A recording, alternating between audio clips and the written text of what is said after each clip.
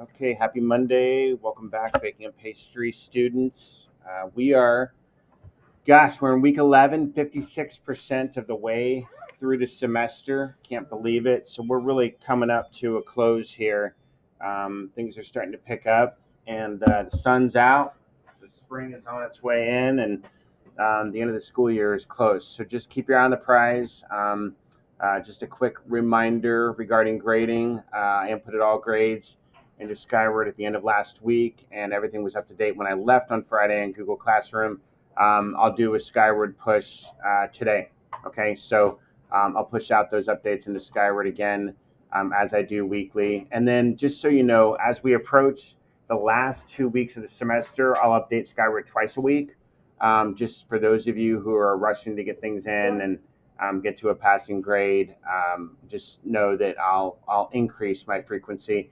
But your Google Classroom grade is where you can always check your grade to get an update. So we're going to do a lecture today on advanced cookies, and what I'd like to do is just draw attention to the learning target here, and then we'll go ahead and put that on our whiteboard. So we will learn and apply advanced cookie preparation. So obviously we've done a number of different cookies. We're going to elevate it, and we're going to increase our focus on decoration skills. So we're going to take out a little bit of an extension on the decorating skills that we did last week with the piping bags, using those. And you're going to have the autonomy to use, as you can see over here in between station 1 and 2, I've got a container, and I have another whole one that's full of cookie cutters. You'll cut the shortbread cookie dough or sugar cookie dough. You'll cut that into whatever shapes you desire and decorate them. And we'll have a number of colors here for you to work with. And you'll be learning about border work and flooding work and decorated cookies. So let's go ahead and move to the next slide. Okay, we're continuing on here. So that's our learning target for the week.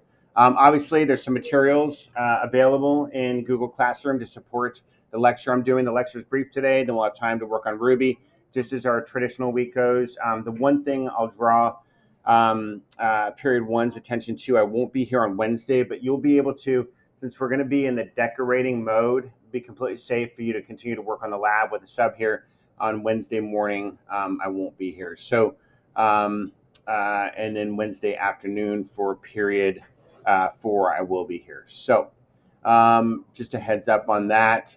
We're doing shortbread cookies, as I said, with royal icing.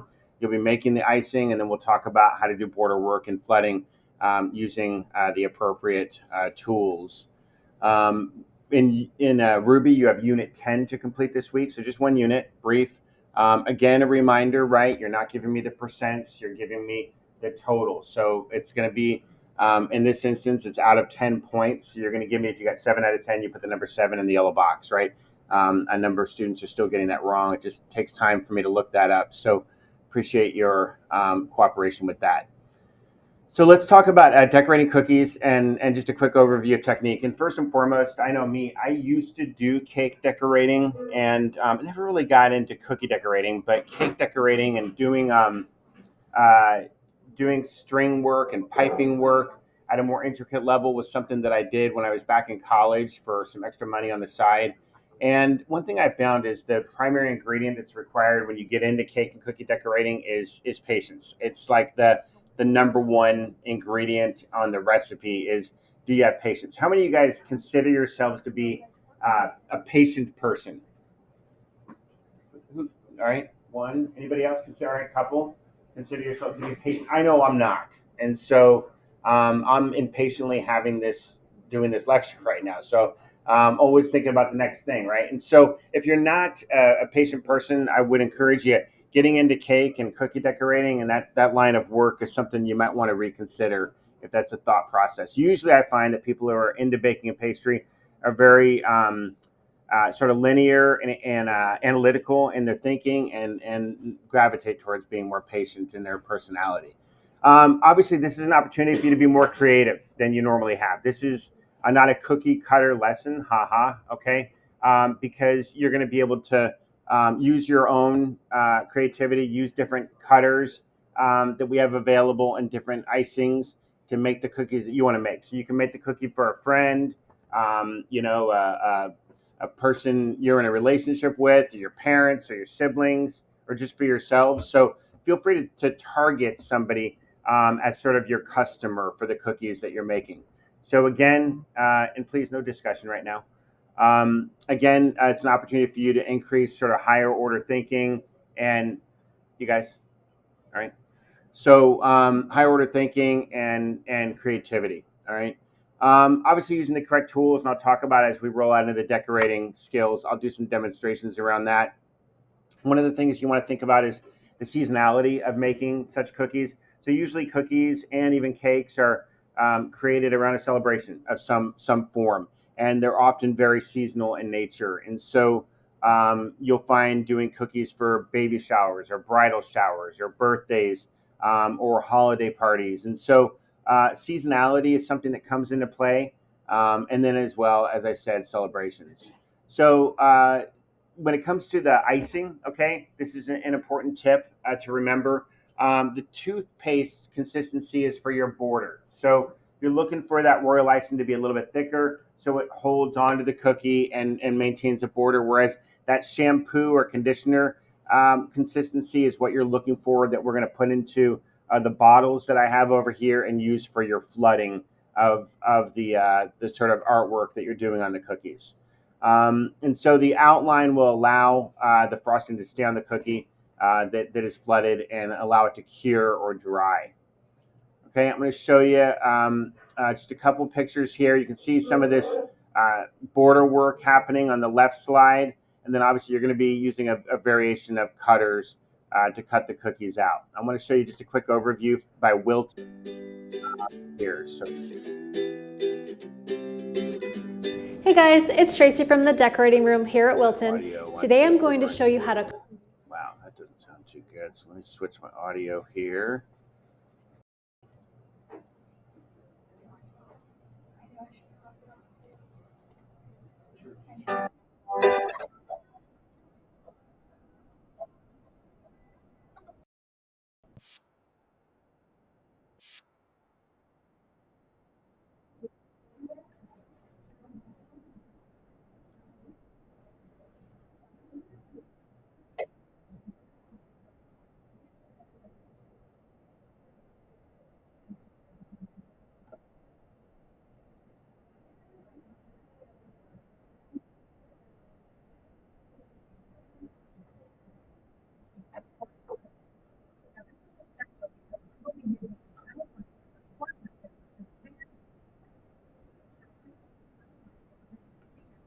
All right, so you can see that, right? The sort of what's called dropping. Okay, so you're going to lead the piping by having your tip elevated, and you're sort of anticipating where you want it, and you drop it where you want it to be. Versus having your tip really close and just piping, it'll get really rough. So you want to be about a quarter of an inch elevated above the item that you're putting the icing on.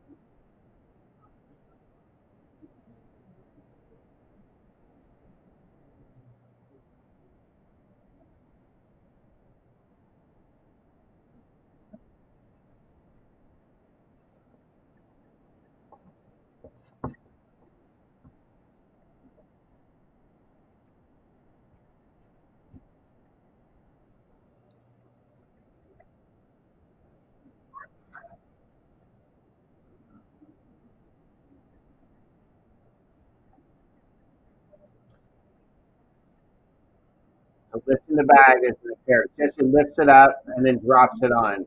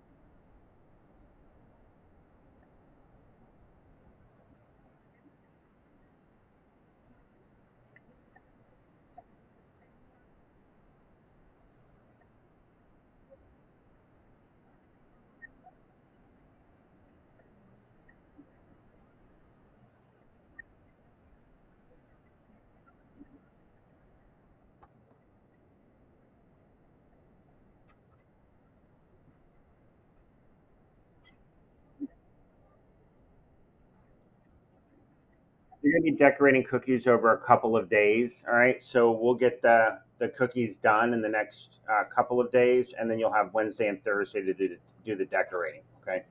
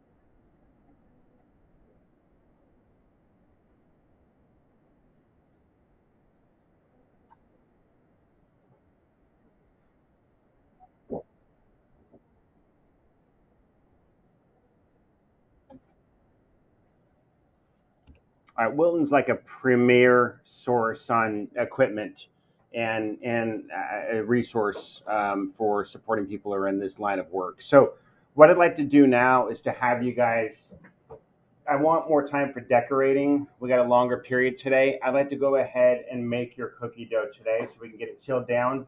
Then tomorrow you'll cut your cookie dough, all right, and you'll bake it, all right, and then we'll be decorating on Wednesday and Thursday. So I've given you your recipes. Sit for a minute, plan, identify your standards, do everything that we normally do, and then let's get cracking. All the ingredients are already out.